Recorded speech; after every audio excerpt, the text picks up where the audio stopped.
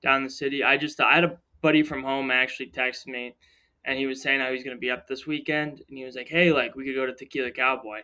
And I told him that I'd rather blow my balls off with a 22 than go to Tequila Cowboy again, and he didn't really get it. So, on that note, who's ready for Miami of Ohio at Dude, 12:30 on the CW?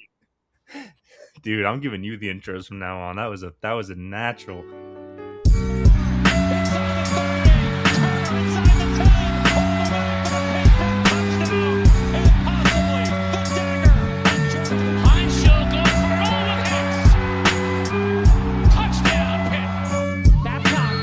Looking for 41, it gets 41, it is match point Pitt.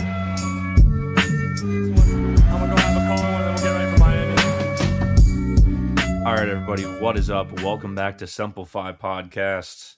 Preseason's over for us now. We are back in the swing of things. We had our first scrimmage last week, going over some listener Q&A, and now it's game day for us. It is time for our 2026 Pitt Football Season Previews. If you aren't familiar, this is basically an audio version of what I wrote on my Substack, which is basically just where I put my season previews at this point. That's all I really use it for. I'll link it if you want to read the whole story, but basically we're going to go over today. Just want to say at the top, if you like this show, follow us on Twitter at Semple Fi Pod. We have a Blue Sky account that I remember to log into, so I post the links to the shows there as well. And follow us on whatever podcast app you are listening to us on. With that out the way, good evening to my co-host, Ian Labach. How are we doing tonight? It's a rainy day here in Pittsburgh, but I'm starting to see the 2022 Backyard Brawl video cycle, so we're getting close to the kickoff.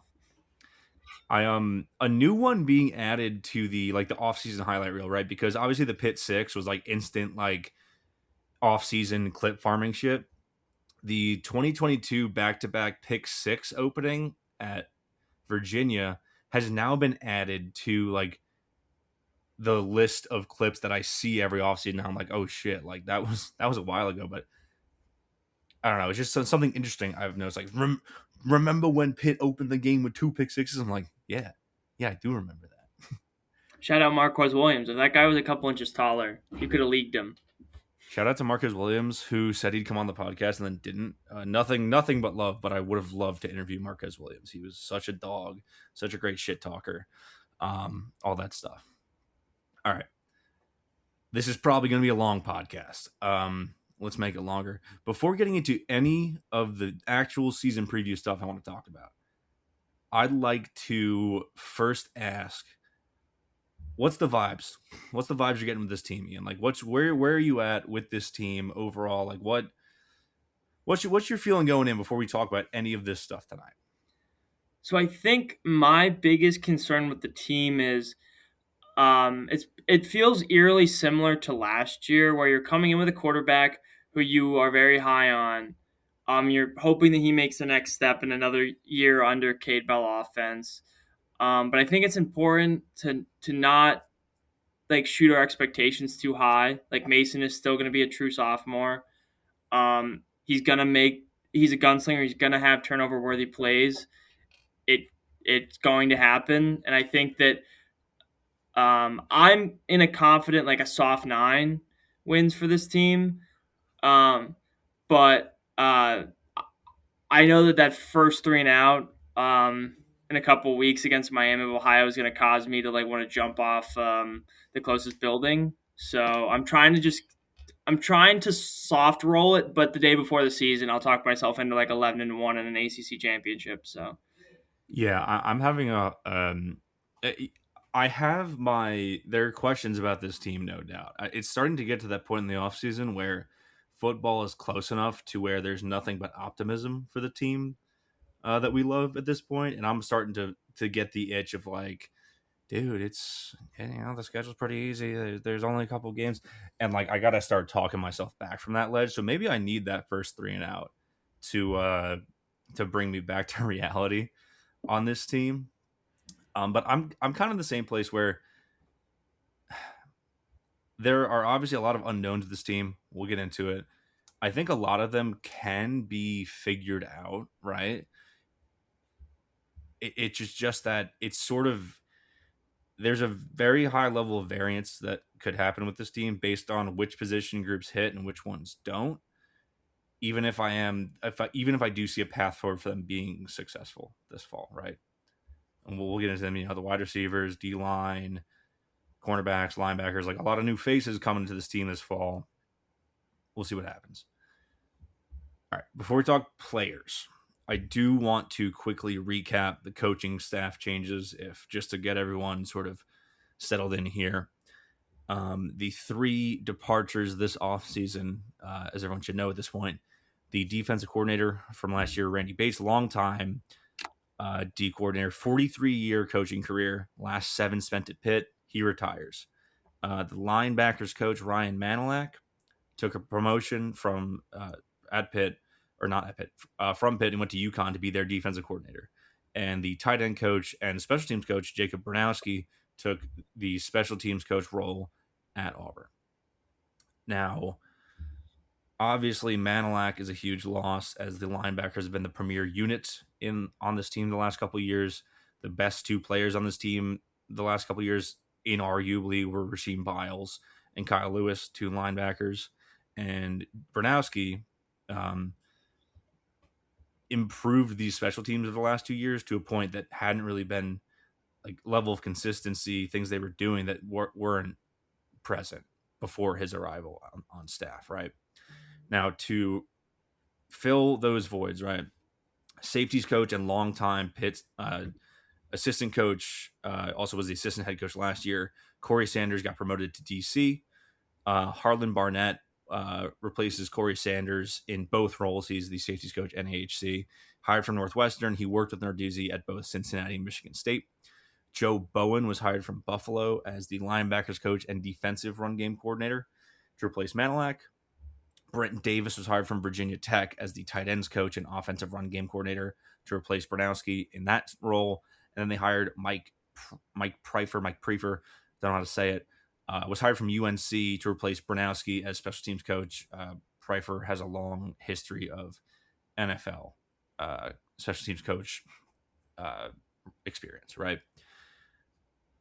Overall, I think that out of all those hires, I think that Corey Sanders was like kind of a no-brainer promotion, long-time assistant, basically getting rewarded for sticking with the program. I think there were rumors a couple seasons ago about him getting offers at lower levels to be either DC or a head coach, right?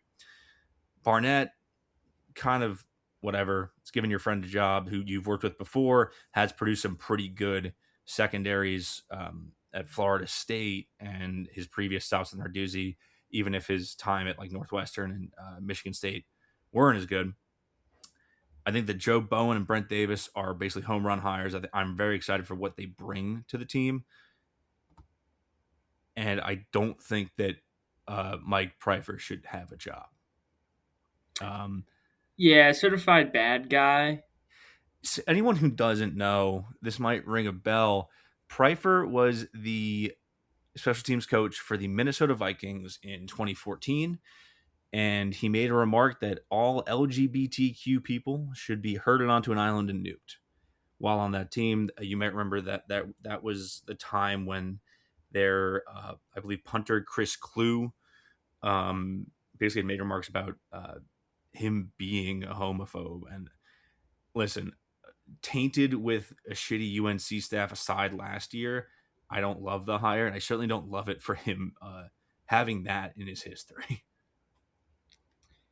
Yeah, we don't really have, should say, probably not the most progressive defensive coaching staff, but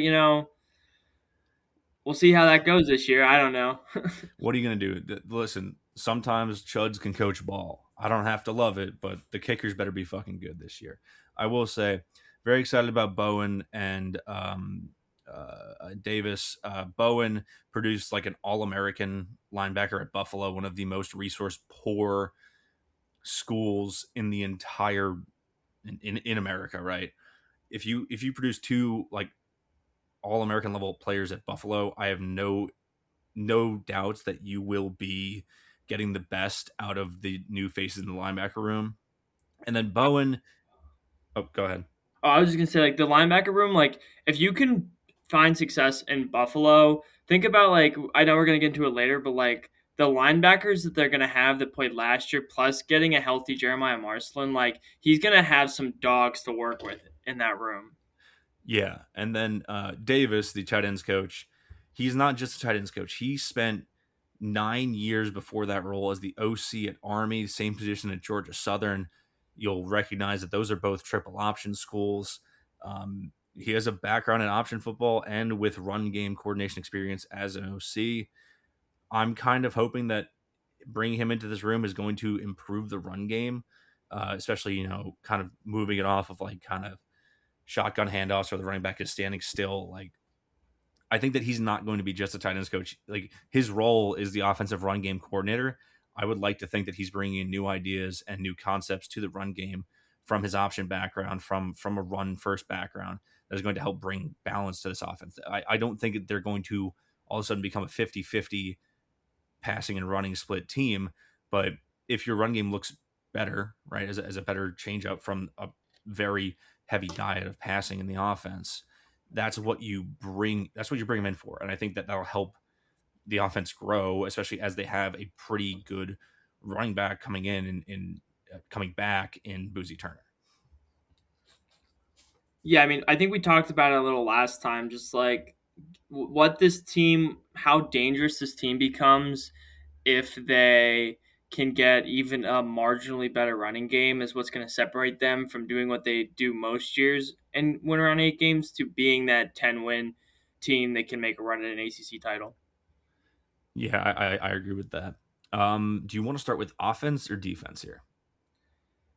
Um, Probably the defense All right. to start. All right, cool. So, how this is going to be structured this year, we're going to go over basically major departures, major additions, players who I think are already proven stars, and then some guys who I think are next step candidates. And then we're going to go, after sort of listing these guys off, we're going to go position group by position group, talking about who we expect to start and like what the who we should see and what we can expect from these groups, right? So we'll start off with departures. I categorize these as like major departures, as in players who either had a very large impact or had major playing time last year. Starting with the D tackles, Jasir Whittington left for Nebraska and Francis Brewu left for Notre Dame. They had two defensive ends graduate, Blaine Spires and Joey Zielinski. In the linebacker room, as mentioned before, Rasheem Biles transfers to Texas, and Kyle Lewis is off to the NFL as a fourth-round pick.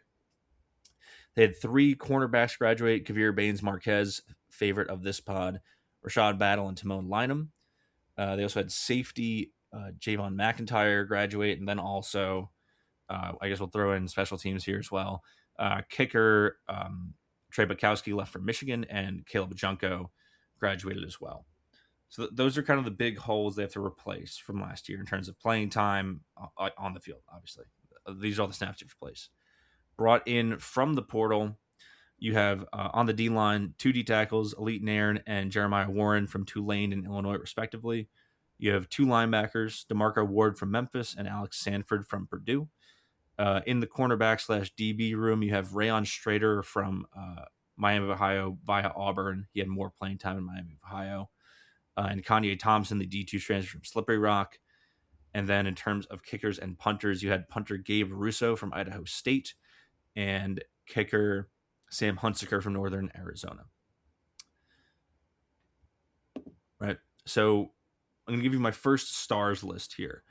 I think that the proven stars on this defense are on the D-line, you have Nick James, Jimmy Scott, and Sean Fitzsimmons. Linebacker, you have Braylon Lovelace. Cornerback, you have Sean Lee Jr., and safety, you have Cruz Brookins. Is there anyone you would add to that list of like guys we know who can produce? No, I think that's a very good list. I want to hammer home the point about Nick James. You talked about what they lost in that D line room, and it's some big names because they're popular among the fan base. But I'm more optimistic than most on the D tackle name. I think it's more unsung heroes, and I think that it's important that we give them their flowers now before the season starts. Yeah, I mean, Nick James was straight up the most productive D tackle in the room last year. He's been consistently underrated as a D tackle nationally, but between Fitzsimmons not being able to stay on the field for an entire season the last 2 years ish, I believe, and Braywu and Whittington playing in reserve, James has been the most productive, and I think his production has been the level of like star player for this defense. Right, we're getting ahead of ourselves. D tackles are coming up in a little bit. A couple guys I have as next step candidates, so I think are poised to can enter that tier of star. We just need to see it a bit more consistently, or they have not had enough playing time to establish themselves yet. I've got on the D line basically the entire defensive end room: Isaiah Neal, Zach Crothers, and Jaden Moore. Basically, whoever is your DE2, that's your next step candidate. Linebackers, you got Jaden Bonsu, Cam Lindsey, Jeremiah Marcellin. Cornerback, Shad Harrison, and safety, Josh Guerriere. Seems pretty fair, right? By the way, Yeah, the next step guys are all internal guys. Like I talked yeah. about the transfers earlier. We'll obviously talk about them, but in terms of next step candidates, we're talking about guys from the program that are poised to step into starting roles.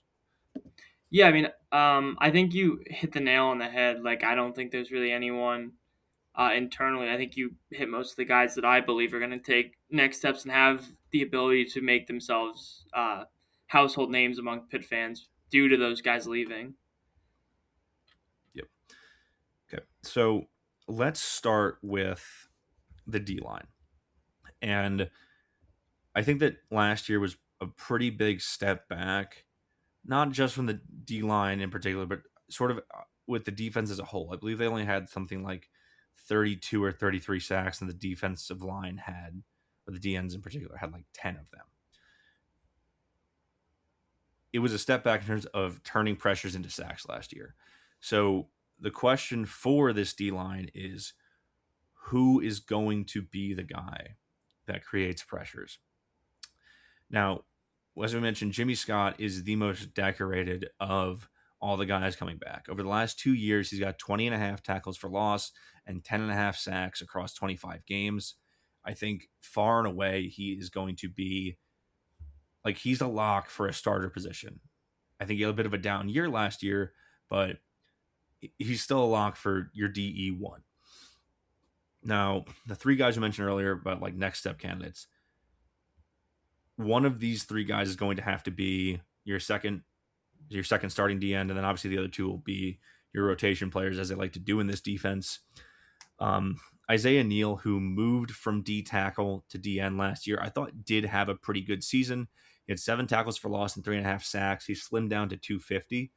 I think he's going to be better in his second year at D end. Obviously, he's slimmed down. He played his position better.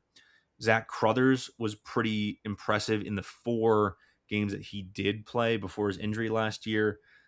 He had 3 tackles for loss and 1.5 sacks in just that short span.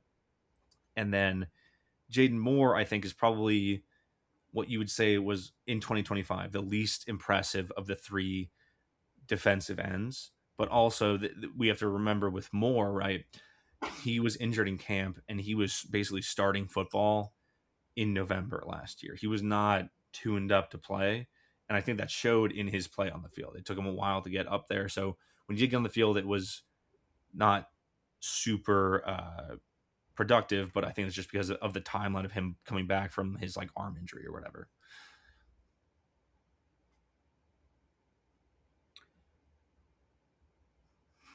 You're just shaking your head at me, man.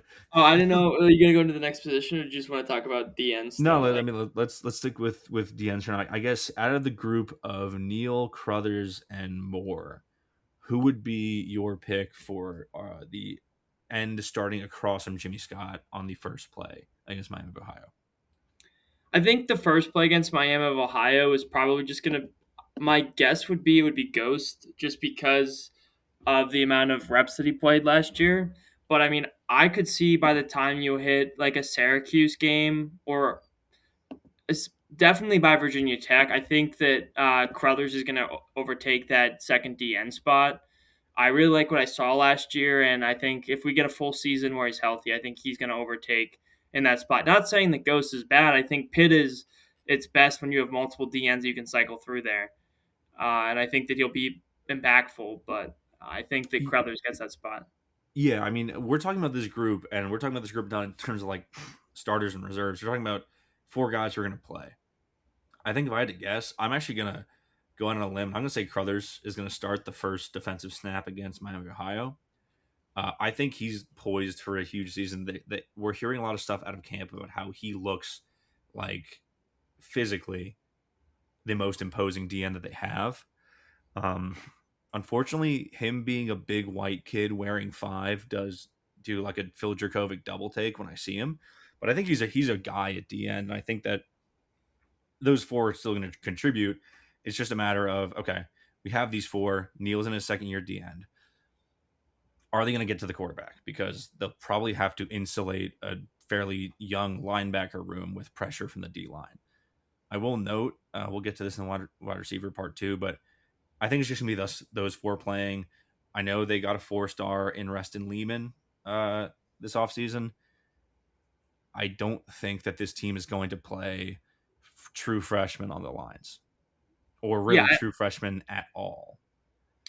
I think like the people might try and use the argument of like the five in, five out, or like the 5 and 5 rule, but like even so, like Pitt really like, let's just say like if he is playing consistent snaps on the D line next year, something significantly wrong happened. It's either he is. Well, here's the thing, right? He was a 4-star. He was a fairly not the highest 4-star ranking out there, right? When you're talking about stars, you're talking about the higher star ranking a guy is basically means he's ready to play in college day one. Maybe he is one of those players who's ready to play day one. We haven't heard that, I think, from camp. I'm saying we haven't heard it. I haven't heard his name mentioned on Panther Layer podcast, which has corrected some of these takes I just got wrong. But also they have 4 guys who've played before. I just don't see him being a consistent rotation player outside of injury or like he's a freak. And I'm not going to account or predict like someone turning into a freak when I've never seen him play a down of college ball. Yeah, I mean, we're probably going to see him get like a half sack in the Miami of Ohio game, and everyone's going to be pounding the table to see him more. Yes. But I'm going to let the coaching staff do it. I'm expecting higher pressure from the DNs this year, which will probably make up for less production from the linebackers, which we'll get into later. I don't know about less production, but we'll get into that. Okay. Moving down to D tackles. D tackles are a bit easier to talk about because the top 2 players are back. It's Nick James, who had 7 tackles for loss and 2 sacks. By the way, nearly identical stat line to Francis Brew. We talked about that last episode. Sean Fitzsimmons, who had 3 tackles for loss and 1 sack in 10 games played. We already talked about this. I think that James is one of the most underrated D tackles in the nation. I will say with Fitzsimmons, who's now listed at 300 pounds, something we'd mentioned earlier, like Narduzzi usually has these smaller D tackles, and he's now a guy on the bigger side. He has never played a full 12-game season. His last year, 10 games played, was a career high for him. He had a very, very good sophomore year, but then injuries held him back the year prior in 2024. His stats backslide. So I think that when healthy, you have a very good D tackle pairing between James and Fitz. But if we're talking realistically, right, I'm not going to be predicting or projecting Fitz to play 12 games or 13 games or whatever, right? I've seen the evidence. He's a great player. It's just that he will probably get injured. So the question then becomes, who's DT3? Who's DT4? And so when we're talking about the 2 transfers, right? Excuse me.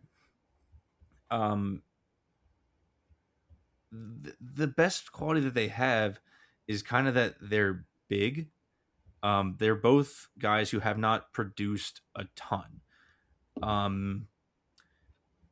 Nairn has the slightly better counting stats because he played more at Liberty and Tulane. Warren has not really done much of note when he was at Illinois. If it's not them, I would probably look at Trevor Summers, who cracked the depth chart last year in the Georgia Tech game. I don't know if you saw the field, but he was out there for because Fitzsimmons was hurt. Maybe Ty Ewis, the Central Catholic D tackle or D lineman. Other than that, I don't have a good idea of who 3 and 4 are going to be, but out of those 4 guys, put 2 names take 2 names out of a hat. They'll be your DT3, DT4, and realistically, obviously, same with the DNs. They're going to rotate in. It's just a matter of does Fitzsimmons stay healthy, and do your 3rd and 4th guys give you enough confidence to not only rotate them in, but say Fitzsimmons does get hurt again, to then be like the major contributing D tackle on this defense. Yeah, I mean, you hit the nail on the head with Fitzsimmons, right? I mean, I think my confidence in this unit is drastically changes if he's healthy and if he's not. Because if he's healthy, you have a 1A guy who's going to go in there and be dominant, and then you just need the guys behind him to just fill gaps. But if he's hurt, plugging holes might not be good enough when you get to bigger games. But I mean, we saw last year, like when we were watching the Miami game together, and we saw that they were trying to shuffle an offensive lineman because they just didn't have the size. I don't think they're going to. To be fair on that, we noticed that they put in, I believe it was Torian Chester this was when Miami was on like the 2-yard line. They had him as a nose tackle and a bare front, and his job was basically to fall down and try and fuck up the center's day, which I do believe is kind of a situational thing. I don't know. I don't think is Torian Chester still with the program? Is that I no, he's still with Pittsburgh. Okay, maybe I'm thinking of somebody else, but I thought it was like a guy number who transferred out. 57. I can't remember. Whatever. One of the old linemen got snaps, but that was very much a situational down and distance thing.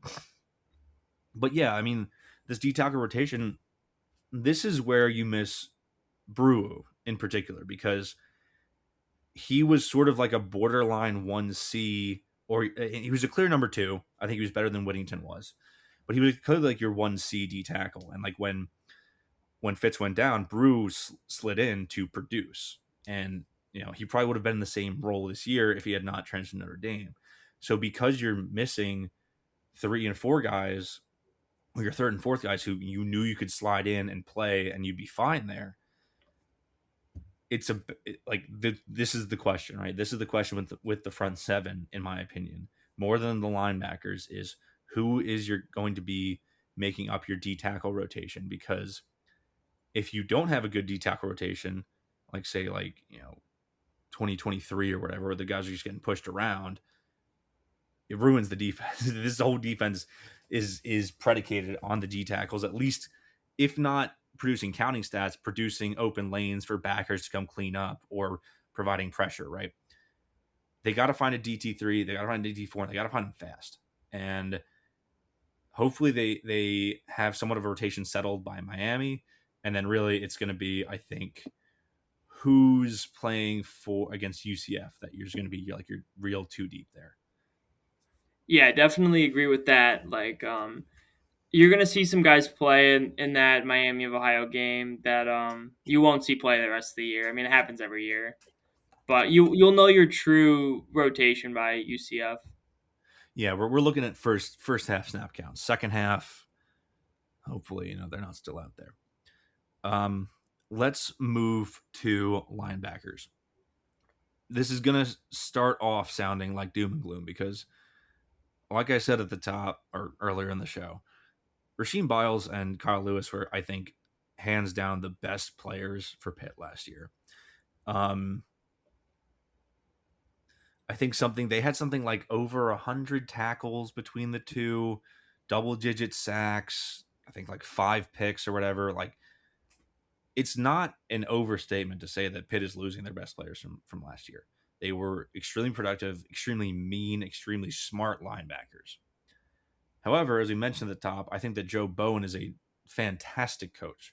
Like I said, he made all MAC, all American linebackers at fucking Buffalo. And to top it off, right? It's not like they're completely empty and they don't have experience in this room. To start off, I mean, Braylon Lovelace has genuinely, I think, is one of the most successful WPIAL recruits under Pat Narduzzi, bar none. Um, Last year was honorable mention ACC, 80 tackles, 5.5 tackles for loss, 2 interceptions as Pitt's Mike linebacker. And also, True Senior has played in every game possible at Pitt except for one due to injury. Not only is he productive, he's durable, and beyond that, Lovelace has played all 3 linebacker positions. Mike being the middle backer, Star being the field side or wide side backer, and what's the other one? Mike Star and Money. Money is the field side or short side linebacker, right? He can play any of those 3 positions. He was really good at Star. I believe it was 2 years ago. I would assume he probably plays the star backer position, which is what Biles played last year. So then it's a matter of finding who is going to be your Mike or Money and your weak side, or not weak side, but field side backer in the, Mike or middle backer, or your weak side Money linebacker, your field side backer, right? We got a couple of names in the hat. One of them is returning redshirt sophomore Cam Lindsey. He played in all 13 games and started for Kyle Lewis when he was dealing with an injury. You also have Jeremiah Marcellin, who coaches were raving about in fall camp last year before he had to deal with a season-ending injury, as well as Jaden Bonsu, converted safety from Ohio State, who as well had a season-ending injury last year in camp, which brought our linebacker depth very thin last year, as well as adding DeMarco Ward, who had 55 tackles, 2 for loss, and 2 picks at Memphis, and Alex Sanford, 46 tackles, 3.5 for loss at Purdue.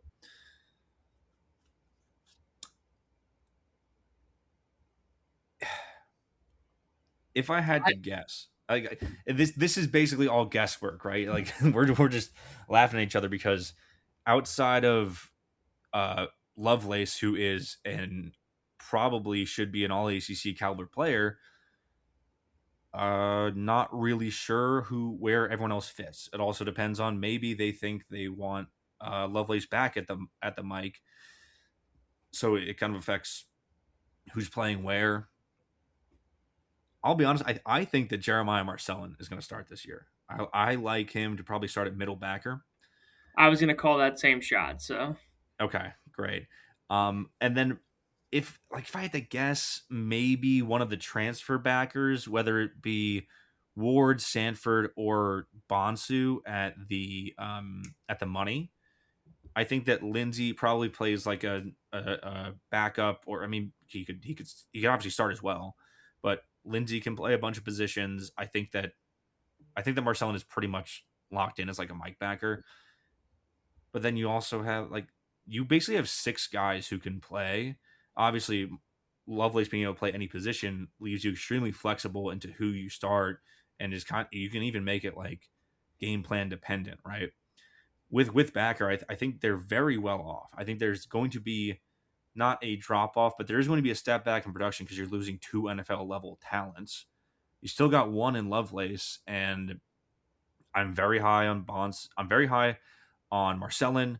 I'm very high on Lindsey. I like the transfers a lot, and Bowen is like a freak coach. So yes, we're losing a lot. I'm very confident in this room though, and I think the production overall is still going to be chaotic and pressure causing and havoc causing from this group.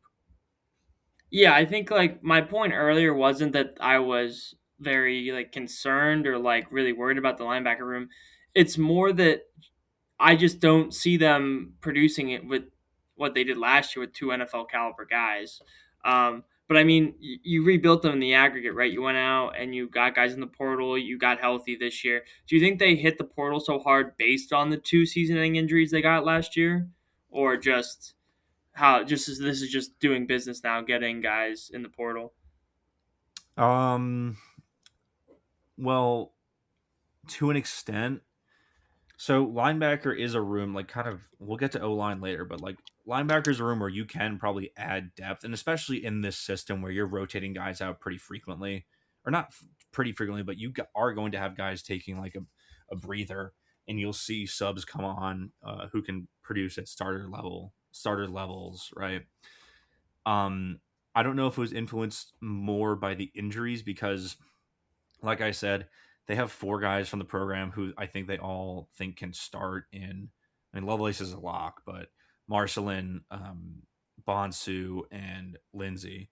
I think they added the 2 basically to bolster the room back because beyond those 4, you're kind of getting into like redshirt freshman and true freshman territory where, yeah, they're high on those guys, but you're not going to be like, okay, I'm ready to roll you out day one if something goes wrong. It's probably a mix of the 2. I would probably attribute it more to Biles leaving and having to Mm-hmm. replace him with other guys in the aggregate, right? That's all I have on linebackers. I mean, I assume we're going to the secondary next. Yes, we are. Where do I want to start with this? Okay, so out of the guys we lost from the cornerback room, I think that Baines Marquez is the biggest loss. He's up there in the Tyler Wiltz Memorial underrated one and done Pitt guys that they pulled out of nowhere award. We give it to FCS players. Wiltz was Missouri State, and Baines Marquez was UC Davis. David's, yeah. I believe Davis, one of the UCs.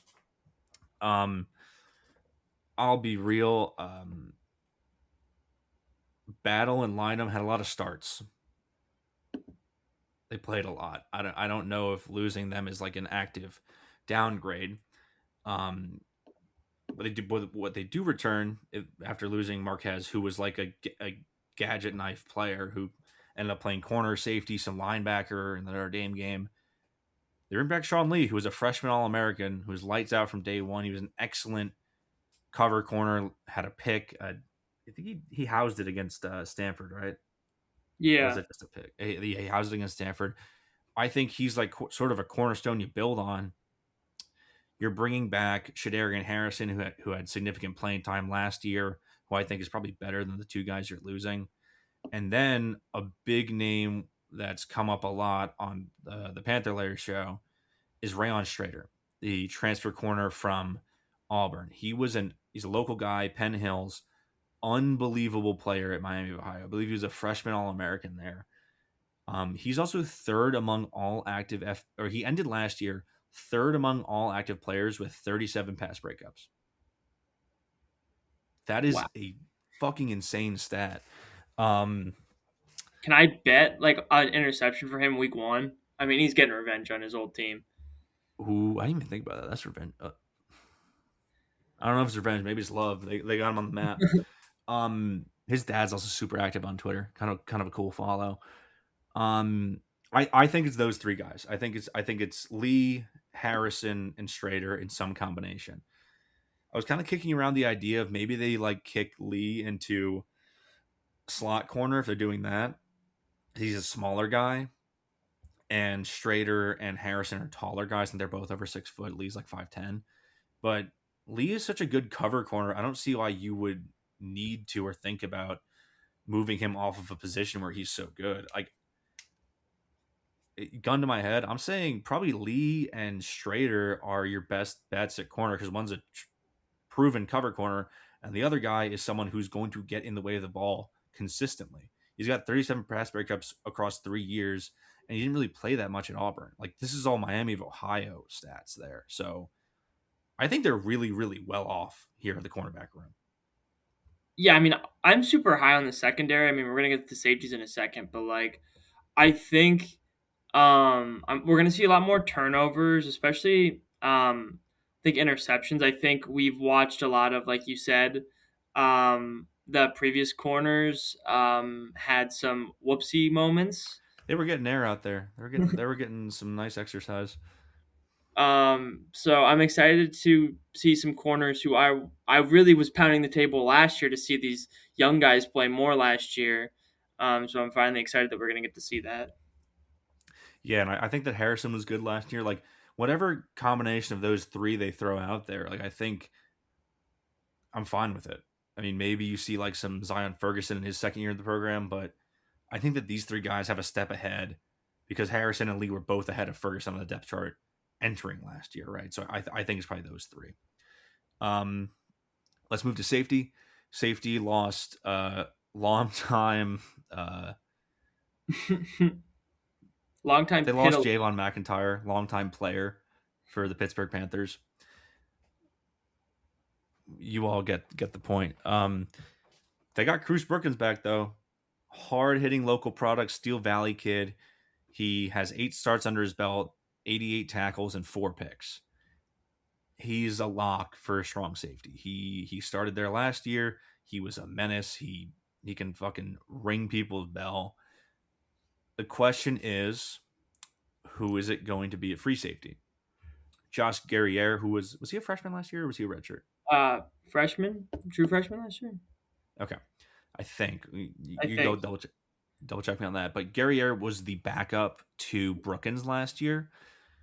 I get the feeling that it's probably going to be him at the free safety. They're very high on him. He got playing time as a true freshman. You're nodding, true freshman. Okay, Yep. cool. I was right. They also had Alan Bryant next up on the depth chart if we're talking about rotation. But like, if they're still going to do their Delta package, right, where they put in 3 safeties, and that's where Baines Marquez got a lot of his playing time last year. Who's the third safety? That's the question, right? Is it are they using all 3 of their corners? Are they using a guy like Alan Bryant or Tony Forney? We've heard a lot on the Panther podcast. Was not on my radar. Did not even make the preview, so I didn't do my fucking homework. Or is it going to be that the KBM role is Kanye Thompson? I think he's a bit too undersized. He's only 170 pounds to play corner. But I mean, the stats kind of jump off the page at the D2 level. He had 85 tackles, 13 pass breakups, 6.5 tackles for loss, and 4 sacks, which is fucking crazy at the D2 level, as well as achieving an All-America status in the 100-meter dash. I'm motioning to call this guy I don't know how to really say this, but Des Fence Reed. You're shaking your head. You hate that. We're gonna have to workshop that, I think. We're gonna have to workshop that. I But mean, no, he was. I agree with you in the Delta package. I think like that's where I think that role is, and I think they're just you're gonna have a bunch of guys that are ball hawks in that secondary. So if you can get any sort of pressure, I think that we're just gonna have a field day. We're gonna eat. Yeah. I don't know. I'm thinking about Thompson. You know, he had like big time programs on his recruitment: Ohio State, Tennessee, Texas Tech, Nebraska, Kansas State. I could talk myself into him. I don't know. I just don't know where he fits in as a player. I don't know if he's going to be like a return specialist, if he's going to be like a piece in the defense. Maybe they have him like size up, coming up as a pretty light D2 player. Man, I don't know. But I will say I really do like the top pairing of Brookins and Guerriere. Like Mhm. that I'm very confident in. And whoever the third guy is, we'll find out. But they do have a lot of names to pull from and a lot of names that I like between Forney, Bryant, and Thompson, maybe, you know? Yeah, I mean, I think like Gary Air last year, like I liked him in spots, and you saw that the coaching staff was very confident in him last year. There were times where McIntyre would start, but wouldn't necessarily play that much. So I Yes. think we're going to see a big season. We're going to see the coaching staff put a lot of trust in him going into year 2. I'm trying to figure out who had the blocked punt. So if you remember He Josh Guerriere, he had the blocked punt against Florida State. That's why I was like, I know he did something last year, and that's what he did. Okay, so that's the defense. Overall, I think that you might see some fits early in the linebacker room, maybe in the safety room, but I think that you pretty much have like lockdown D tackles and corners. You have a star in Braylon Lovelace. You do have 2 established guys at D tackle. A lot of new pieces, but also I think very high ceiling for this group. like really, really a lot of talented players that are ready to produce, whether it's a new guy coming in or guys we've seen in little bits and pieces previously on this team. How do you feel? What's like your, if you had to give your confidence in the defense out of 10, what are we talking about here? Um, I mean, I think it's like a cop out answer, but like I am like at a 7. I don't know. Like I feel like I'm more confident in the defense this year than I am in the offense. I think there's more missing.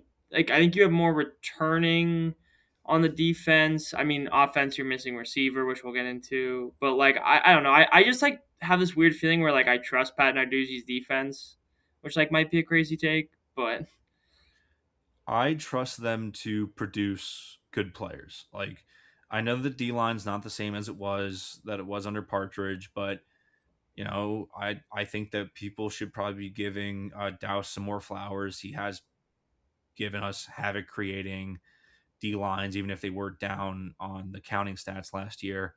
Like we both said, we think Bowen is a killer coach.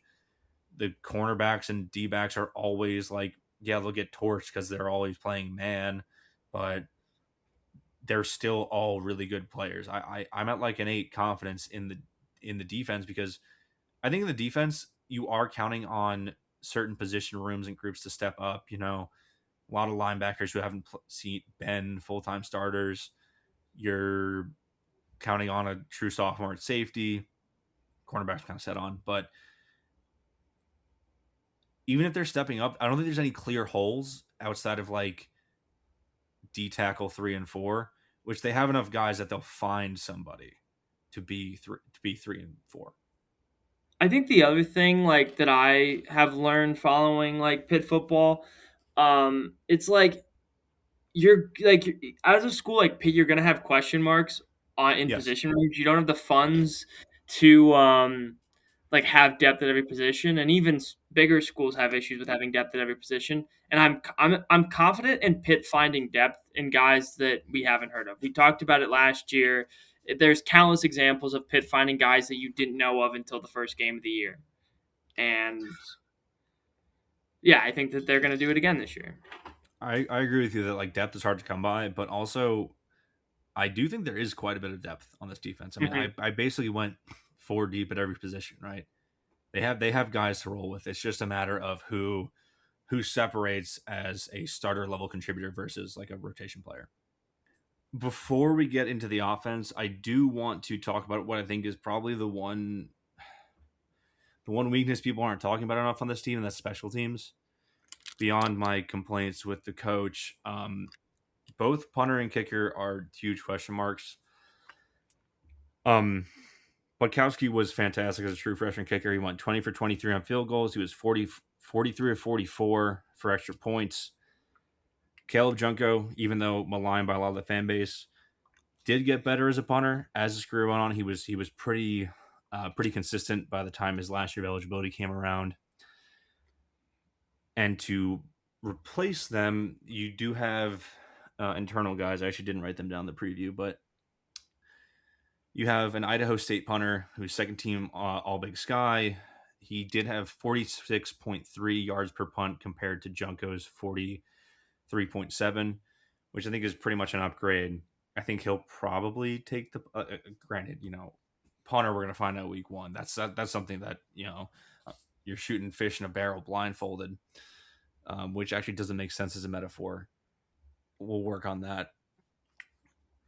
It's really kickers that I'm concerned about, because they brought in Hunsaker from Northern Arizona, who has a career long of 50 yards under his belt, but he went 11 for 15 on field goals while going a perfect 45 for 45 on extra points. It's fine. I think it's not. He's a bit too inconsistent for my liking at 11 for 15 on field goals. And the other thing I want to bring up is that both of these guys, Russo from Idaho State and Hunsaker from Northern Arizona, they both played indoors at their home stadium last year. Idaho State's Holt Arena and the Sky Dome for NAU. Now, granted, there are some teams that play in like shitty conditions in the Big Sky. Think about the Montanas, Eastern Washington, teams like that. But Pittsburgh is notably like a shit-tastic stadium to kick in. Steelers fans will remind you that basically Chris Boswell and Ben Saul is the only guys who can fucking actually consistently kick at the AC. Maybe I was like punter. I think probably works itself out, but kicker, straight up, I think that there's going to be a step back in who we have at kicker. Unless Hunziker steps up, or I think Tijerna, who we got, or like they also got like a Western Illinois kid who I don't remember the name of.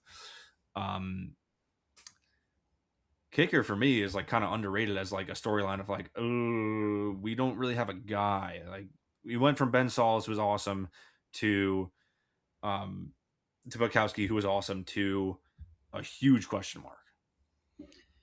Yeah, I mean, I think this is in the age of NIL. Like Pitt might run into this being an issue year over year. Like a team like Michigan that's willing to pay for a kicker, and Pitt that probably balked at whatever number he had. The other thing I was gonna say is like if your career high is like 50 in another stadium, like what are you comfortable sending him out in Pittsburgh?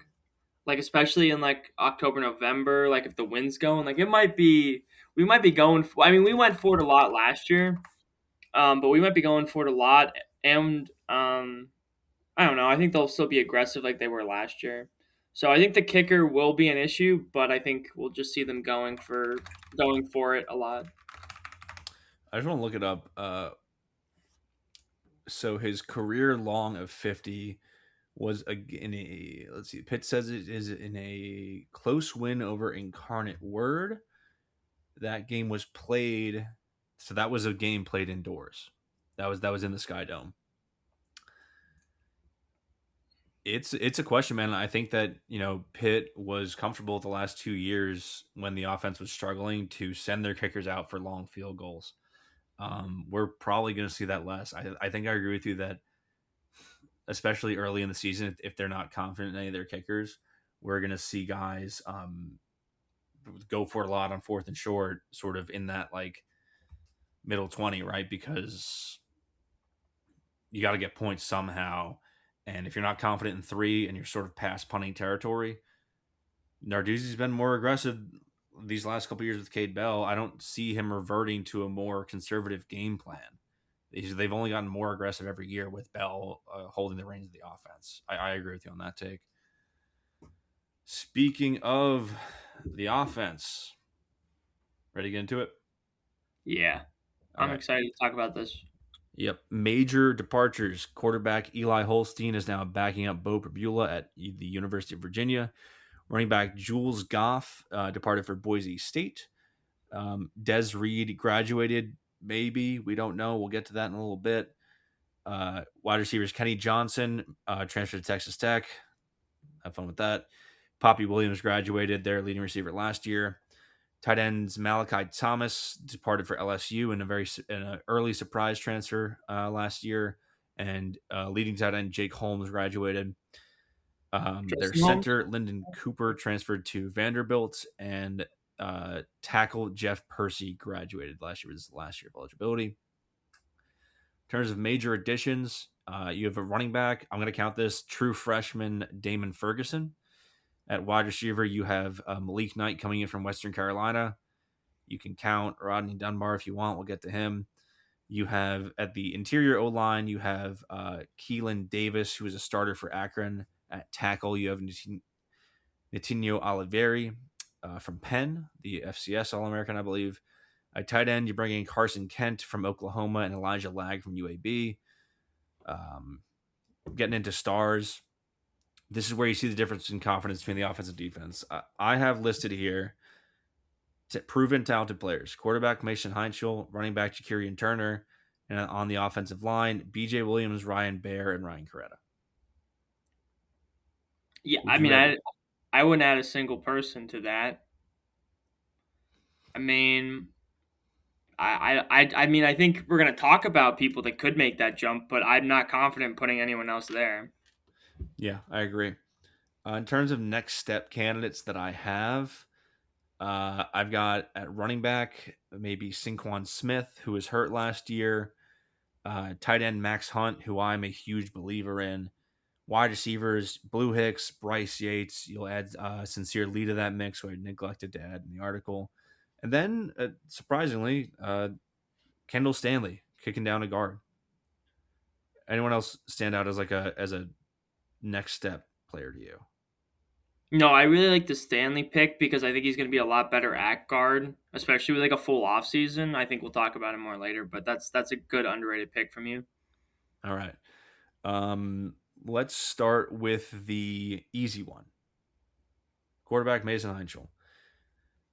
He's coming back. They managed to retain him in 10 games and 9 starts. He put up 2,354 yards at a 63.6% completion clip, 16 touchdowns, 8 picks, good for a 2.5% interception percentage, and 2 rushing touchdowns. These stats are, I would say, nothing transcendental, but he was also a true freshman playing in his first college level games. I think you'd like to see fewer interceptions, but again, last year the offense just worked better under Mason than it ever did under the departed Eli Holstein. Do you think that's a fair assessment to make? Yeah, I mean, I think you can go back and forth and say you win this game if Mason starts, you win this game if Mason starts, but I think the offense and the games that we saw, he played the best that he had a better season than I thought from a true freshman. I mean, we were doing this last year, and I mean, I had heard good things over the summer, but I mean, we were talking about Eli Holstein last year at this time, like we're talking about Mason Heinschel this season. So I think that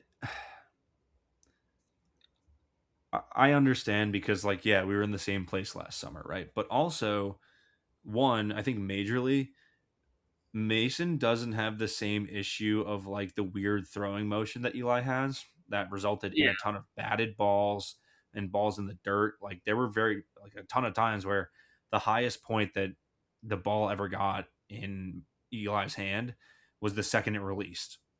Like that's a major thing. And also I think that under Eli, like the offense had like a couple good games, but really it was very much a stilted experience, even when he came back as a sophomore, even in his freshman year when they were going crazy, right? The offense had to pull wins out of their ass at Cincinnati and at Cincinnati against West Virginia, um, because the offense was looked dreadful for like 2 quarters of that entire game, right? The offense is much more consistent under Mason, in my view, and even in like the quote unquote bad games, right? You talk about Notre Dame, Miami, and East Carolina. He still made things happen, even when the offensive line around him was not doing him any favors. He was having a lot of pressure, right? I think that Mason was honestly pretty good in the Miami game. Wasn't very good in the other two that I mentioned, but the fact that he looked better against Miami than I think Eli ever would have, and also that he doesn't have those weird batting down the ball issues. Like, I think he's overall just a better quarterback. I think if there's one thing that needs to improve for him, he holds onto the ball way too long.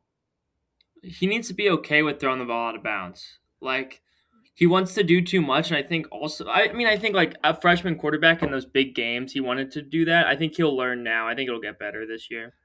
Yeah, I mean, this is something that Peak brought up on his show, a stat that Mason Heinschel was over 3 seconds to throw 40% of the time, where he's standing back there, and it leads to negative plays, right? It leads to sacks, and we know that Mason loves to hit that fucking Kenny Pickett spin move out of the pocket, and it ended up just like turning into a bunch of sacks later down the season when teams got used to him doing that.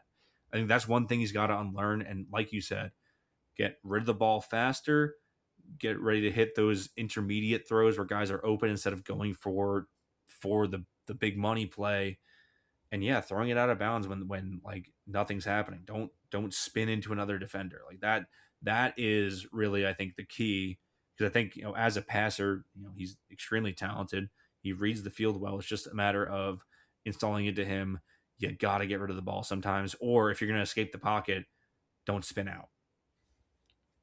Yeah, I agree 100%. And I think, well, we're gonna get to the receivers in a second, but being able to hit those intermediate routes and getting guys open in space is going to make this offense go from being a quick hitter, hitting the hurry up, getting in stride to, those couple drives like in that Syracuse game when the offense was super anemic because they got behind the sticks. And Mason, I think what will separate him in year 1 to year 2 is being able to be okay with hitting the short and building the drive as opposed to just trying to, get the big play. Yeah, yeah, 100%. And I mean, when we're talking about this offense, right? The entire point of this offense is to get guys open in that like 5 to 7 yard range. What's funny is like, some of the biggest plays, in the fucking intro music, right? I have the Blue Hicks touchdown, which was a crazy bomb that just went 80 yards in one play. But that's not what this offense is built for. They're going to take their shots, but this is not a shot first offense. This is an offense about creating space and getting guys open in the intermediate ranges. I mean, for fuck's sake, that's the only way you get Poppy Williams to have like 80 targets in a year because he's just going to be always open from the scheme. Like Mhm. that's the testament to what this offense can do. Not the deep balls to Blue Hicks or whoever's going to be catching them, right? It's about finding the open slot receiver or the open in breaking route, right? And that's where the magic happens. If he can find that, then he's going to take the next step as a quarterback. And like looking at his stats, like I don't have any doubts that he's going to, if he plays all 12 games, he will hit 3,000 yards as a passer. Like they're going to throw the ball a fuck ton. So he's going to pad his stats like that. Just basically don't hold on to the ball as long as you have been. And probably you'd like to see probably a couple fewer interceptions from Mason straight up. Yeah, I think he had like I three in agree. one game against Syracuse. Like it's a little bit of a weird stat, but there were some times where he made some risky throws because he is that gunslinger quarterback. And I mean, I think that's what you live and you die with it. But um, yeah, I mean, I think this season the offense, like I know the receivers, we're gonna get to it, and the running back, but like Mason Heichel is the captain to this ship, and we go as far as he takes us. So, and I'm Yeah. excited to enjoy the ride. Yeah, I'm not previewing any of the backup quarterbacks. If that happens, something's went wrong, and we'll get to that when we get there. Um, in the backfield, the other star skill position here, Jakirian Boozy Turner, 771 yards and 7 scores on the ground, good for 5.3 yards per carry once he took over the starting role for Des Reed after he was dealing with injuries. He was pretty much instrumental, revelation as your every down back in this offense. He was the reason they won at Georgia Tech and pulling off that upset in the second to last week of the season. Straight up, he's poised to be the bell cow. Unless Des Reed comes back. I mean, we haven't heard anything about it since the initial case came down, the Colorado case.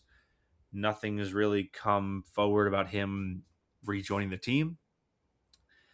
In the case that he comes back, which I think is fairly unlikely now that they're a week into camp and he's not back practicing with them, he'd be a week behind everybody, won't be able to get into pads, all that shit.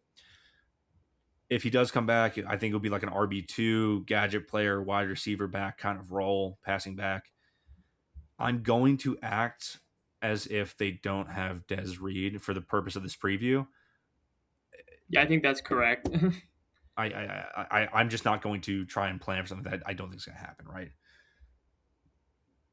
So the question is then, do you know Des Reed? Who is your RB2? The one transfer they brought in, I forgot to mention him at the top, Lavelle Wright from Western Kentucky. He's a bigger back. He's 5'11", 215.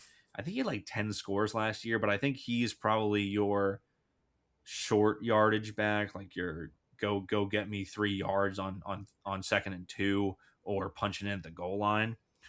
I think really if you're looking at like a 20 to 20 contributor, you're kind of deciding between redshirt freshman Sinquan Smith, who had a lot of buzz last year before a season-ending injury in camp, a lot of those last year, or maybe even like true freshman Damon Ferguson. Out of all the true freshmen on the roster, he is the one that I could see getting major playing time this year. One, because running back is kind of an anomaly with that. Like you're allowed to play guys who are maybe a little bit smaller on their freshman year. And two, like he's really fucking good. His high school tape is crazy. His high school tape, the other night I put it on the TV, and I forgot how good it was. Like, I'm excited to watch him play this year, and I hope we get to see it. And I don't think it's like we talked about earlier. Like, it's not going to be bad if he plays. It's not going to be something drastically bad. He's going to play his way onto the field if he gets a lot of playing time this year. Yeah, and I think that like I said, if you're gonna buy stock in one freshman, buy it in Damon Ferguson. Because I think it's basically between him and Saquon Smith for the RB2 spell back, get a guy in for a drive back.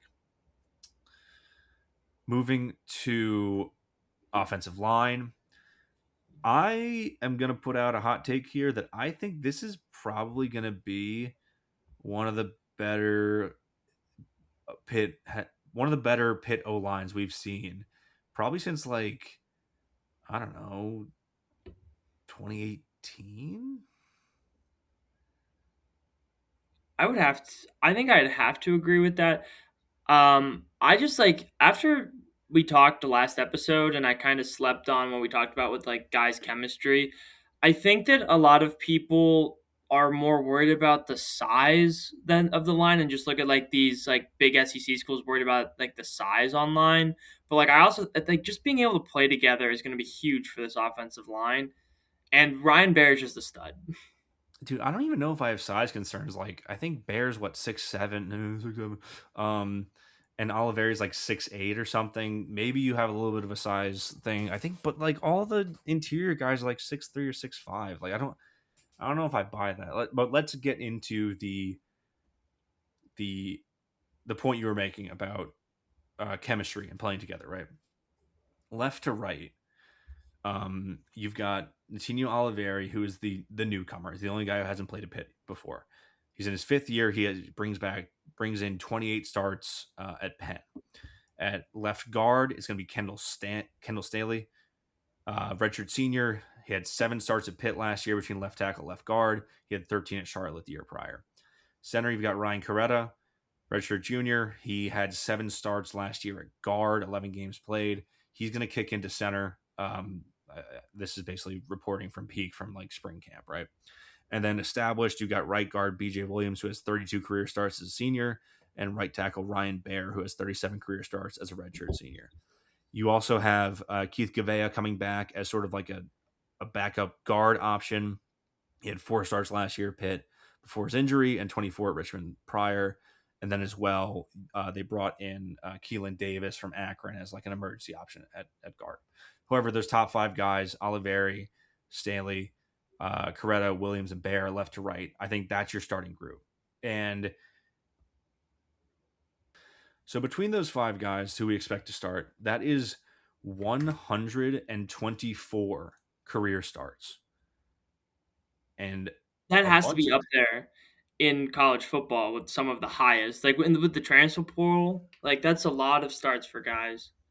And that's 124 starts with 4 of your guys having played together before. One of the most important things, like in the portal era, is that usually when you go portaling for your whole O line, the chemistry's not there, and it really does negatively affect your team. We saw that last year where the left side of the line was comparably weak with Percy, Staley, and Gavea before they got Coretta in, right? There just wasn't experience playing together. And now 4 of these guys do have experience. You have experienced guy on you have the right side locked down. You have a center who's played here before. Staley's moving into a more natural position at guard. So all 4 of those have played together last year. And then you bring in Oliveri. And if you're only sliding in one guy on your line, especially not at center, you have a guy with experience at center with the system, right? You're sliding in an FCS honorable mention All-American and all Ivy League player at left tackle. That's how you fill a hole on the O line. You what you really need to do is like bring back like 3 guys, and then at most you're plugging 2 holes. I think that's my philosophy for an O line. I also think that Coretta is a straight up upgrade over Lyndon Cooper, who had post snap penalties bad enough to cost Pitt wins, and like he's probably the reason that Pitt was up on that list of like dirtiest FBS teams because he had like 80,000 penalties. same with Stanley, but he's got to work on those false starts. Yeah. I hope the drill in the fall starts early in camp. Was Yeah, it but I like mean, 3 or 4 and 1/2? I forget what game it was, man, but I was like losing my mind at it. I want to say it was maybe Syracuse. I think it was the Syracuse game. He had like 4 false starts. He's a dome, dude. They can't play in the dome. It was the dome, dude. I don't know. I think that Bear has gotten better every year he's played. BJ Williams has been a contributor since like day one. Again, Coretta upgrade over Cooper, who was the head case kind of. I really think that this should be like the best unit they've had in a long time on the O line. And when it comes to depth, man, it is not possible to have O line depth at this point in college football. You guys are going to leave. You plug some holes, and it's a unit where everything has to go right. If a guy drops out, you have to just make it work. You're not going to find starting level depth in the transfer portal. They're going to be starting somewhere else because they're starting quality. And if they're that good, a team is not going to let them hit the portal. They're going to pay them what they're worth because how hard it is to find starting caliber linemen in the transfer portal. God damn it, Zach! I'm at 10 wins already. Like I'm at 10 wins for the season. All right, Bad. we're going to talk you back down because we're about to talk wide Running receivers. for receivers, yeah. All right. So the big question on offense: we're very high on quarterback, running back, and O line. Who exactly is catching the ball? Is the You? big question. I've got some stats for you.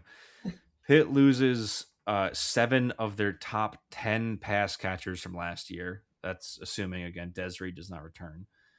They bring back their number 3, Blue Hicks, their number 6, Bryce Yates, and number 8, Puzy Turner, who totaled 60 catches for 774 yards and 5 touchdowns. Everyone else who's back adds another 161 yards. Would you like to guess the percentage of yards that's good for in terms of total passing yards from last year? Oh, is it like a little over like 20%? 26.31% of all passing yards created last year.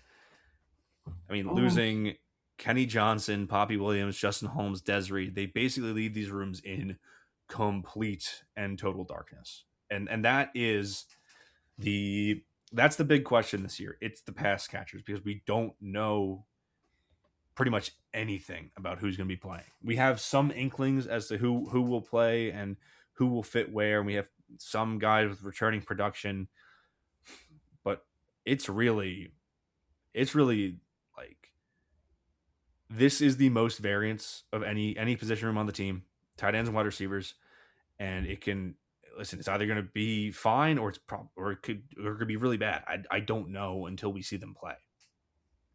Yeah, I mean, essentially, we're just building hype trains until we hit like UCF to just like we are just going to be artificially creating hype trains for these guys, and someone is going to get a lot of Twitter likes for saying "I told you so" in like October. But as of right now, I mean, like you talked about the tight end room, like Max Hunt, I think is going to be a huge guy in the passing game. But are we looping tight ends and receivers together here? Let's start with tight ends because it's just first in my write up. Tight ends, you lose Justin Holmes, Malachi Thomas, and Jake Overman, all three tight ends who caught passes last year. I think Max Hunt had like one catch for like 10 yards or whatever. I'm super high on Max Hunt. This is my I told you so guy if he pans out this year. He's 6'4", 225. I like his pass catching ability as a playmaker more than like an inline tight end. I think straight up if they play him to start, he's kind of a threat to bolster the wide receiver room at his size and playmaking ability. He's a fast kid, and he's a go up and get it guy, and he's a go up and get a guy with a year of college practice under his belt. The new faces, I don't have anything to write home about in the like production wise. Carson Kent and Elijah Lag. My only guess is that one of them is like Justin Holmes style and they're good, and one is like Jake Overman style, which is not as good. Your guess as to who it's going to be? I think the So on Peak's show, as like guys he's hearing about, I think Carson Kent is emerging as like the starting candidate, which is like, I guess you're talking about a combination of like size and also weight. Hunt is notably lighter than the other tight ends they brought in. He's more of like a flex player if you had to give him a role, which I guess fine. You do need a blocking tight end, but I don't know. I think that the value that Max Hunt could bring as like a pass catcher to bolster what is a fairly tight on the shorter end of wide receiver rooms in the nation, like I think that's something that could unlock the offense. Is treating Max Hunt as like a flex tight end, wide receiver type player. Yeah, I also think like we talked about Mason having to hold on the ball too long. If you can get an effective tight end who can be effective within that like 5 to 7 yards, like give him a check down option and he can find space there, I think that can unlock like a whole different part of the offense. Which like last year was a lot of like tight ends hitting the vertical stuff, um, But and I mean, just like not also enough production.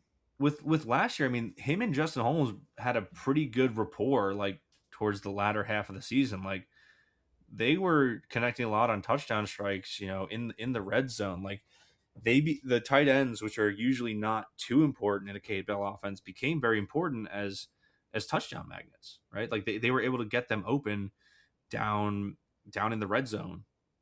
And like you said, a guy like Hunt, if he is the pass catching threat that I think he is, that's a safety valve, and he's a big target. Like those two things are something you need on this offense. Um, but yeah, I don't know. It is kind of a grab bag. I would, you know, I'm not seeing these guys practice, but I would like to see Max Hunt play this fall. I think he can be a special player.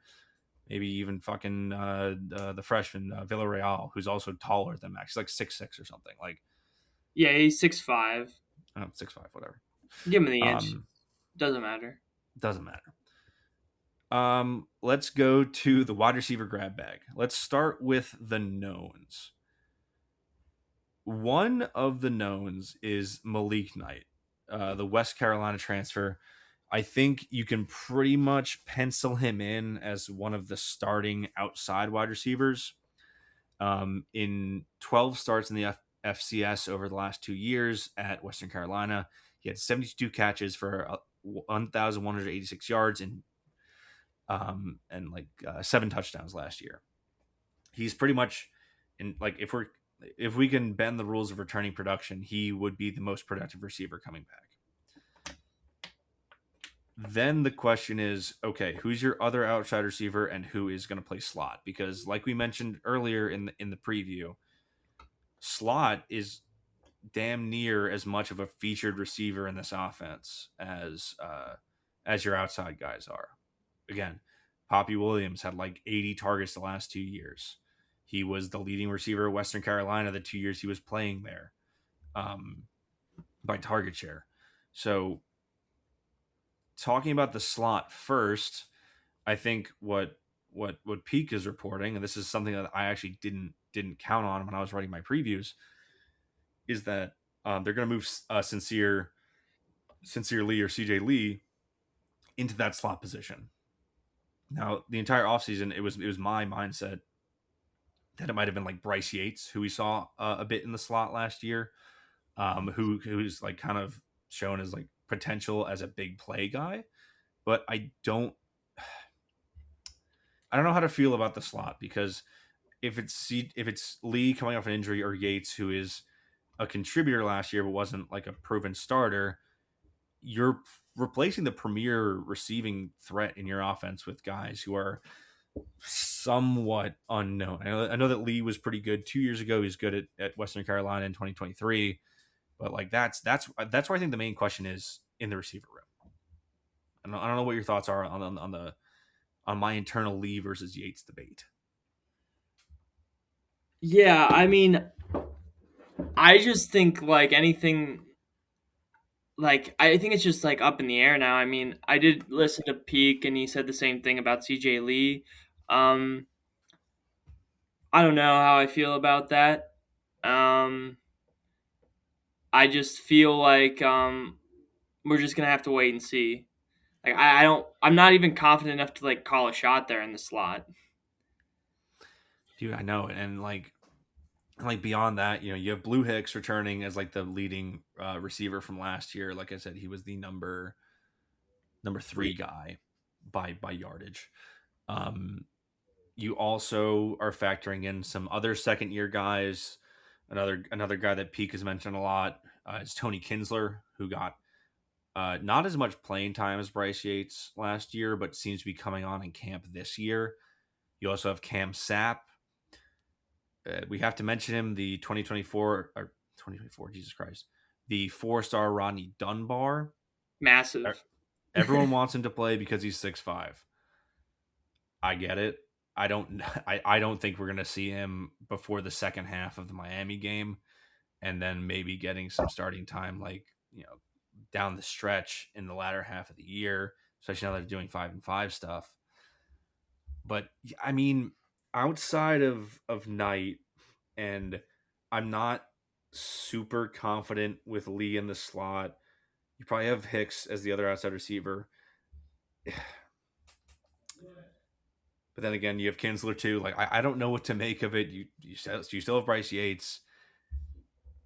Here's the thing: is the whole thing with the Cade Bell offense is that there really has not been a true wide receiver one in this offense in the 2 years he's been. Like, yeah, we benefit from a Jordan Addison or even like a fucking Jared Wayne, right? But the highest receiving total for a single player in this offense last year is Kanate Mumfield with over like something like 950 in 2024. It doesn't produce 1,000-yard guys. It could. I think maybe quarterback struggles in the last 2 seasons have precluded that from happening. But it does produce like 3 or 4 guys, or even like 5 or 6 who get like between like 500, not 5 or 6, like between like 3 and 5 guys who get between like 500 and 700 yards, creating like a money ball wide receiver one in the aggregate. And the key to that is your quick guys who get open. And I keep coming back to it. Poppy Williams in the slot. He led the team in targets and yardage last year. So it comes down to who is going to be. It's such a weird thing to say because Poppy Williams is 5'7" and like 100 pounds soaking wet. But who's Poppy Williams this year? That's the question. Like Kenny Johnson, I think, is ultimately replaceable. He's a good wide receiver. He loved getting tackled in open space and running into guys. But who's Poppy Williams? Who's going to be the guy that is always open and is always going to find space and is that quick route runner that is going to just shake a guy, right? That's the question in the wide receiver room. Are they banking on that being like Malik Knight, or I No, guess he's because Malik Knight is a bigger guy. He's definitely going to play one of the outside, like I don't know, X or Z. I don't really know which one it would be, but he's going to be one of those outside guys. He's 6'1", like he has to be. I guess it's looking at like the heights, and I guess it makes sense in that argument of why it's CJ Lee in the slot. But I mean, like he was hurt a lot last year. I guess we're just banking on a meteoric rise. I mean, I think if my assumption is correct that like your outside guys, I have to go look back at this. But like your outside guys based on like body type are Knight, Blue Hicks, and probably Yates. I think Yates is like 6 foot or something. How tall is Tony Kinsler? That is a question for right now. Tony Kinsler is 5'11", 173.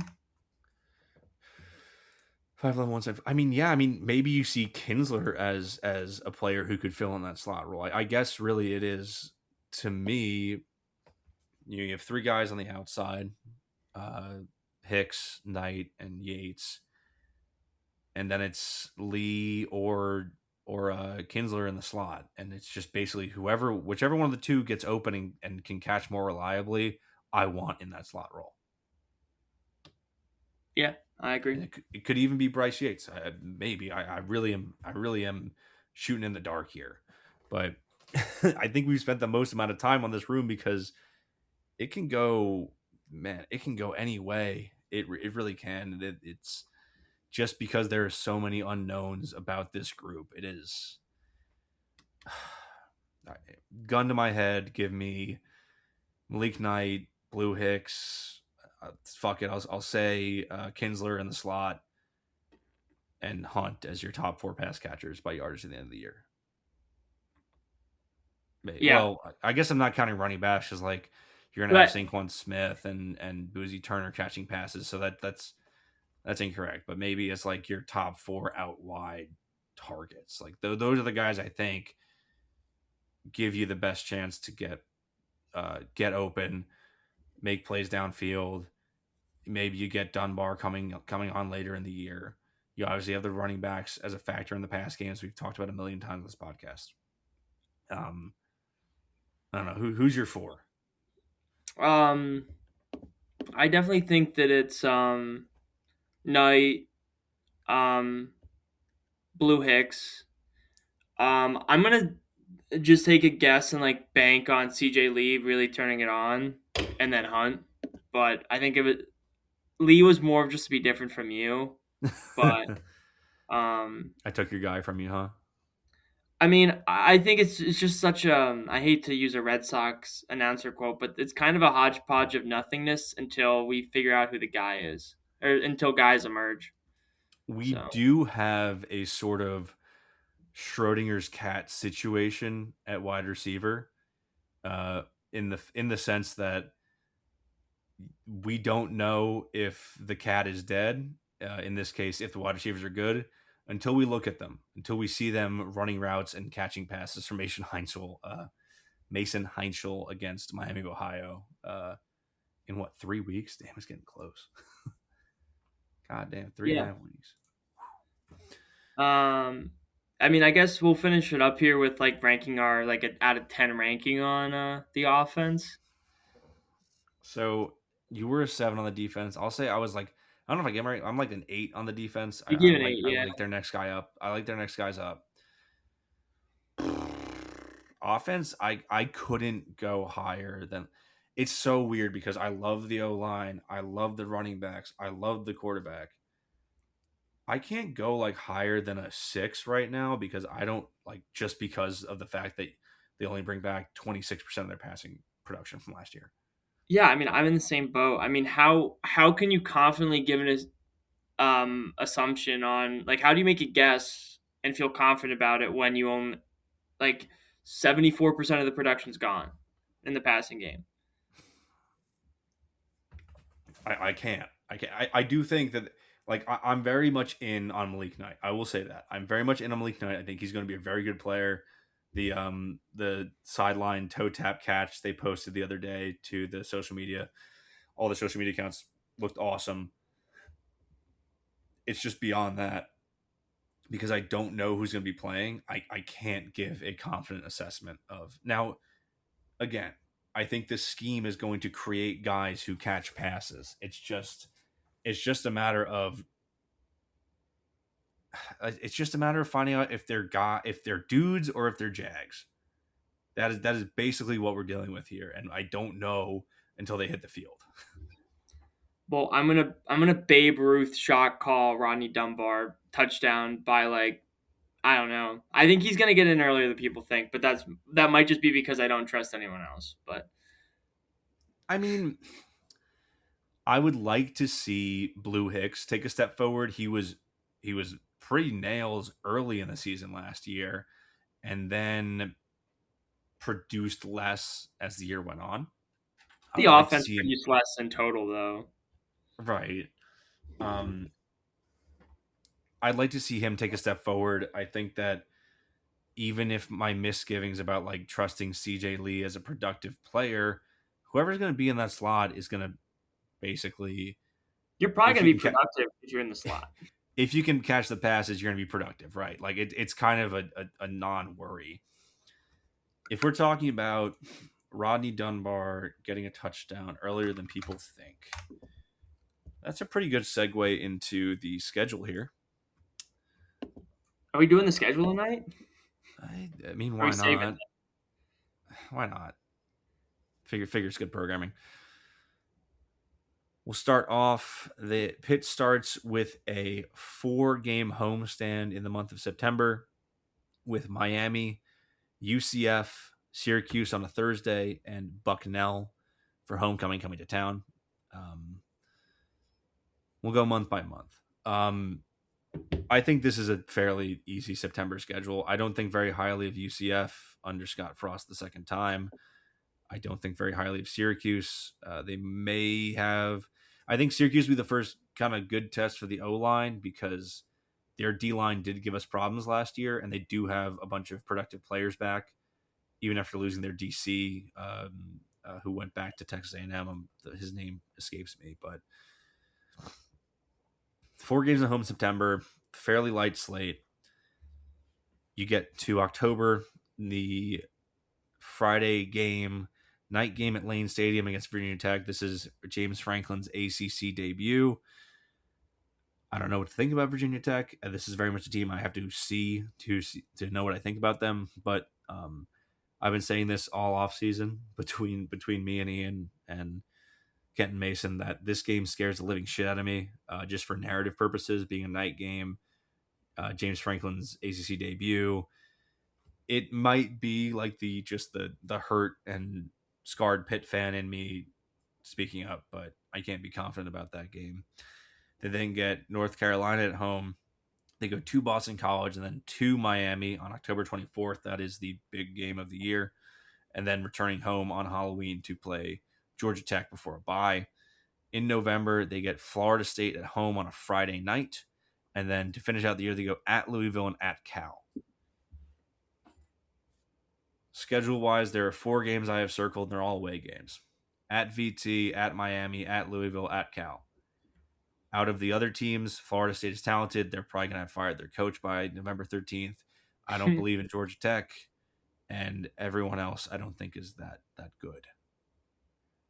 Besides the Virginia Tech game, Cal scares the shit out of me. Like, end of the year, hitting their stride. Like, that game, especially if it's, like, meaningful for, like, something big, that game scares the absolute piss out of me. Yeah, no, I mean, if we're talking about most dangerous games, it's obviously the 4 that I mentioned. I think that Cal is number 2 on that list because even if they're doing a lot of rebuilding on their defense and maybe they don't have all the parts around JKS yet, there is no game safe against JKS. Last year, we were watching SMU lose a shot at the ACC championship to Cal in Berkeley last year in the last week of the season. I agree with you that I think that is just a terrifying game because you're going up against JKS, who is bar none, I think at very worst, the second best quarterback in the ACC. Yeah, I have to agree. And then with Louisville, I mean, they have 2 fantastic running backs. I don't like their quarterback, Lincoln Kienholz. I think he's a quarterback that's not at Ohio State for a reason, even if you account for the Brom factor. And then also, they're losing a ton on defense. They're losing their longtime D coordinator, Ron English, as well as a totally transfer patchwork offensive line. But still, they are talented. When it comes to other teams, like I said, Florida State, talented, but Will not have a coach. Who's their quarterback? Is it fucking Ashton Daniels? Is that right? Let me see. Yeah, Ashton Daniels, who was not good. Georgia Tech, Justice Haynes is a great player at running back, but there's a reason Alberto Mendoza is not at Indiana. And then like the other conference games being BC, UNC, and Syracuse, I don't have much to say about them. I think they are going to be the bottom feeders of the conference. Like, I think they did pretty well again with the schedule, but like it was before, like last year, you're kind of backloaded, and I think you're going to get some Pitt fans that get overconfident in their team to start. And I'm going to be having to hit the emergency brake too. But I think that it's going to be exciting, and I'm getting that itch for football. You were talking about coming up for the first game, and I put on a Pitt Field Pass, and I was ready to go. I was ready to have a couple IC lights in the tailgate lot. Yeah, I mean, listen, if they make it out of that Virginia Tech game with a win, I'm going to be talking some stupid shit online about this team. And I'm going to have to hit the e-brake and flip my car to stop myself from talking some even stupider shit. You mentioned, though, yeah, I will be up. Will be in a tailgate lot, TBD, for the Miami game. Say hi. I don't know. We can drop it in. Shit, man. right to a fucking hour 40 podcast. How's that sound? I thought we hit we're in mid-season form, so We're resting the starters next week. It's the FCS game. Hey, if you made it all the way to the end, thank you very much. This is our season preview. Let us know what we got right, what we got wrong. If you liked it, follow us on Twitter at Semple Fi Pod. And next week, I believe we'll have something very special in the realm of volleyball. And with that, we'll see you next time. hell the Pitt.